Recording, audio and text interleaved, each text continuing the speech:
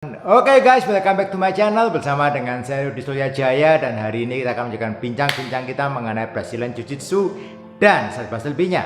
Salah satu pertanyaan yang ditanyakan kepada saya cukup sering dan saya rasa ini perlu saya jawab sekaligus di YouTube ini adalah, apakah saya sudah terlalu tua untuk ikut di kelas Brazilian Jiu-Jitsu? Dan ini satu pertanyaan yang saya sudah hadapi berkali-kali, cukup banyak ditanyakan. Minggu lalu pun ada lagi yang menanyakan kepada saya, apakah saya ini sudah cukup tua, terlalu tua untuk ikut di kelas Brazilian Jiu-Jitsu. Waktu saya tanyakan umurnya berapa, oh saya baru 35 ke atas ya. Kalau Anda tanya kepada saya, apakah di umur 35 sekian itu sudah tua, jawaban saya belum. Kenapa? Saya sendiri usia saya lebih dari 40 tahun. Teman-teman saya yang berlatih usia yang banyak di atas umur saya, 45 ke atas. Ada yang sampai umur 50-an, itu juga masih banyak sebetulnya. Bahkan di luar negeri pun itu angka umur di atas itu jauh lebih banyak lagi. Dan yang terbaru barusan ini juga salah satu teman saya bernama Steven, dia di Bali latihan di tempat Profesor Niko, juga barusan mendapatkan blue beltnya. Wow, congrats to you bro. Oke, jadi satu hal yang menurut saya unik adalah kenapa orang-orang banyak yang menanyakan apakah usia saya sudah terlalu tua untuk ikut Brazilian Jiu-Jitsu.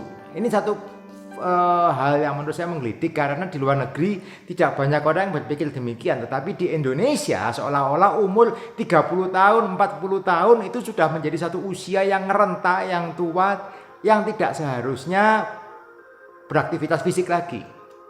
Nah, ini harus kita pahami dan kita akan bongkar sekarang satu persatu apakah saya sudah terlalu tua untuk ikut kelas Brazilian Jiu-Jitsu. Jadi kalau kita bilang mengenai usia, sebagian orang akan berkata age doesn't matter. Ada lagi yang bilang life begins at 40 dan sebagainya. Itu dari luar negeri. Tetapi di Indonesia banyak yang merasa dirinya sudah terlalu tua untuk mengikuti sebuah aktivitas fisik yang baru di usia 30 tahun atau 40 tahun. Padahal studi yang terbaru menyatakan bahwa orang-orang itu sebetulnya bukan tua.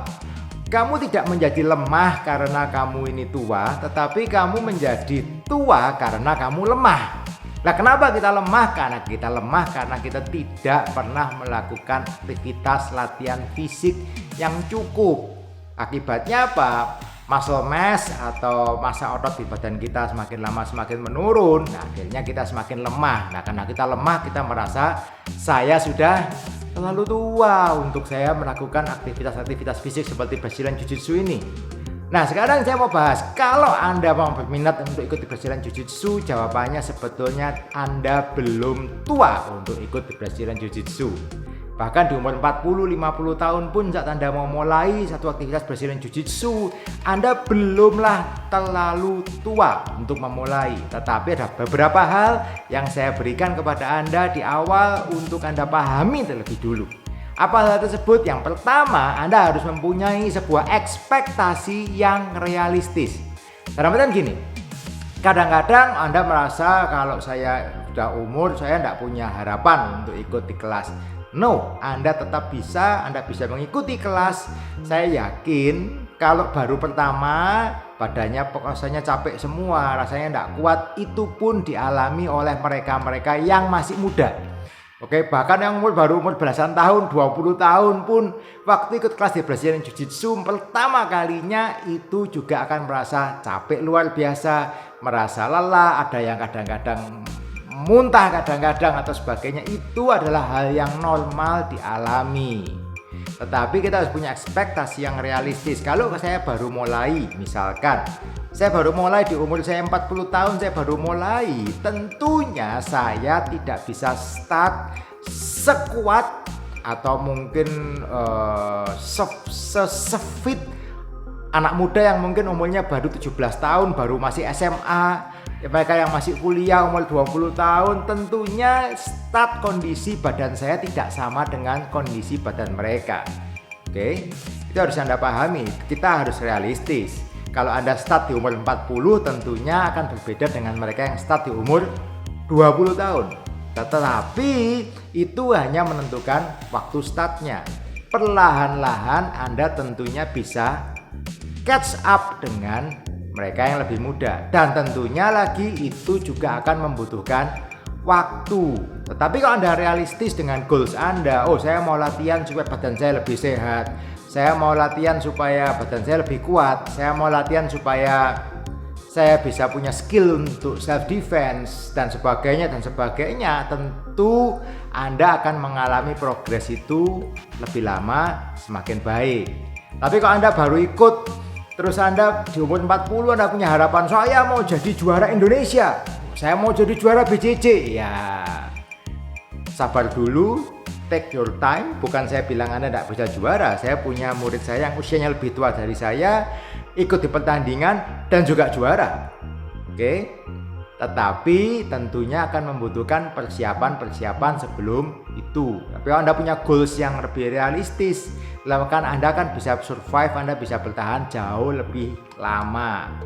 Kalau Anda goalsnya tidak realistis, Anda baru ikut 3 bulan, Anda kepingin jadi sekuat mereka yang sudah latihan 3 tahun, 4 tahun, atau sejago mereka yang sudah latihan lebih lama, karena Anda merasa bahwa saya lebih tua, harusnya saya bisa lebih jago dan sebagainya. Tunggu dulu, ceritanya tidak demikian. Make sure bahwa Anda punya ekspektasi yang realistis. Itu poin yang pertama.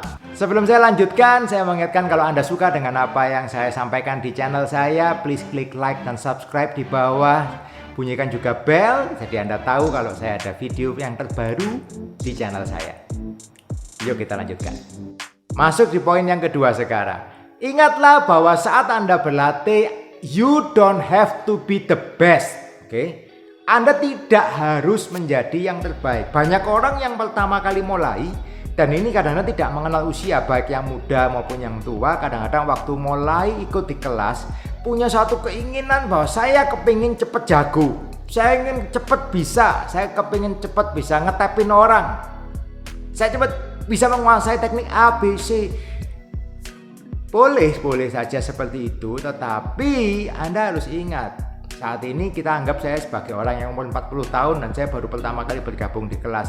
You don't have to be the best. Kalau saya memaksakan diri saya mau jadi yang the best, kemungkinan besarnya saya akan melakukan apa? Saya akan memaksakan diri saya untuk melakukan hal-hal yang mungkin tidak perlu saya lakukan. Banyak orang yang punya mindsetnya all in or nothing. Jadi kalau sudah ikut saya mau habis-habisan. Kan kalau ada kelas seminggu 4 kali saya mau ikut 4-4-nya. Kalau ada 5 saya ikut 5, kalau ada 6 saya mau ikut 6. 6-6-nya saya ikutin semua.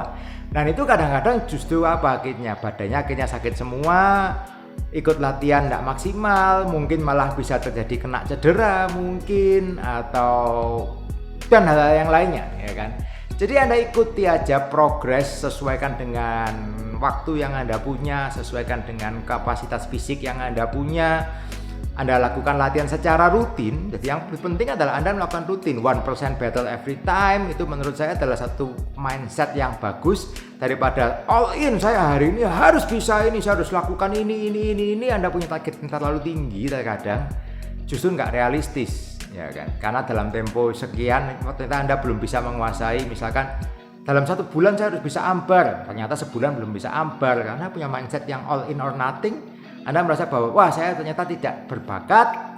Nah, ini rasa nomor 1 kan, tidak berbakat, saya nggak cocok atau saya nggak mampu dan sebagainya, akhirnya quit. Padahal Anda take more time, slowly you get better, itu pun juga Anda bisa menguasai hal-hal tadi. Oke, itu poin yang nomor 2. Poin yang nomor 3, take your time, bersabar, ya kan. Banyak orang yang nggak sabar karena kepingin ini, kepingin itu, akhirnya nggak sabar. Take your time. Kenapa orang merasa nggak sabar? Karena orang selalu mengcompare dirinya dengan orang yang lain. Oke, baik kita yang muda maupun yang kita tua, kadang-kadang kita mengcompare diri kita dengan orang lain. Saya merasa bahwa saya lebih senior, umur saya mungkin lebih tua, harusnya saya lebih jago, lebih ini. Karena kita kebiasaan, mungkin Anda biasa di pekerjaan Anda sudah punya jabatan, mungkin Anda lebih senior, atau di rumah Anda yang lebih tua, Anda lebih dihormati. Sedangkan Anda di tempat latihan, kita we are all equal. Oke. Nggak ada karena Anda lebih tua, Anda nggak secuk. Misalkan waktu sparring, nggak jadi tas secuk karena Anda lebih tua misalkan. Atau nggak jadi saya ambal karena Anda lebih tua dari saya. No, we are all equal. Saya tidak mau mencederai Anda, tetapi saat kita berlatih, kita semua adalah equal. Nah, ini kita harus menyadari bahwa saat kita berlatih, saat kita sparring, saat apapun di tempat kelas Brazilian Jiu-Jitsu, ini bukanlah sebuah kompetisi. Itu adalah Anda berproses dengan diri Anda sendiri. Kalau Anda kena tap, ya memang yang pertama lawan Anda lebih jago, yang kedua berarti Anda memberikan posisi yang salah. Anda memberikan tangan Anda, jadi tangan Anda kena ampar misalkan. Anda memberikan satu kesalahan, Anda melakukan satu kesalahan, make a mistake, ya sudah, terima aja, Anda itu satu pelajaran buat Anda. Oke? Jadi intinya adalah bersabar. Dalam artian adalah it's all about you, bukan kita berkompetisi dengan orang lain, tapi bagaimana diri saya setiap hari setiap saya berlatih, saya menjadi lebih baik. Kalau saya dulu, waktu sparring saya kena tap 6 kali, dalam 5 menit kena tap 6 kali. Oke, saya punya target, saya mau pelan-pelan memperbaiki defense saya tapnya cuma 5 kali. Saya perbaiki lagi defense saya cuma tap 4 kali. 3 kali, itu sebuah progress. That's it, itu namanya progress. Saya masih kena tap, iya, tapi Anda lebih lama, lebih sedikit. Kalau badan saya dulunya saya sangat nggak fit, saya sparring 5 menit udah mau muntah-muntah. Diajak sesi 2 udah nggak kuat. Sekarang Anda bisa 2 kali, Anda bisa 3 kali.